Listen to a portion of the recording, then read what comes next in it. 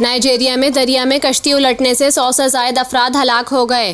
Khilji media के मुताबिक शुमाली Nigeria में मुकामी अफराद कश्ती में सवार होकर शादी से वापस आ रहे थे के दौरान सफ़र कश्ती हादसे का शिकार होकर उलट गई। पुलिस के मुताबिक कश्ती में मुत्तइद अफराद सवार थे, जिनमें से 100 से ज़ायद अफराद के डूबकर हलाक होने की तस्दीक हुई है, जबकि दरिया में डूबने वाले दीगर अफराद की तलाश जारी है। मीडिया रिपोर्ट्स में बताया गया है कि ये हादसा पीर की सुबह क्वारा स्टेट के दरियाए नाइजीरिया में पेश आया, जिसमें 103 अफराद की हलाकत की तस्दीक की गई है, जबकि 100 से ज़ायद अफराद को रेस्क्यू करने का दावा भी किया गया है। मुकामी हुकाम के मुताबिक सर्च और रेस्क्यू ऑपरेशन जारी है और हलाकतों में मजीद इजाफे का खदशा है, जबकि मरने वालों में खवातीन और बच्चे भी शामिल हैं, जो एक करीबी गांव में होने वाली शादी की तकरीब से वापस आ रहे थे।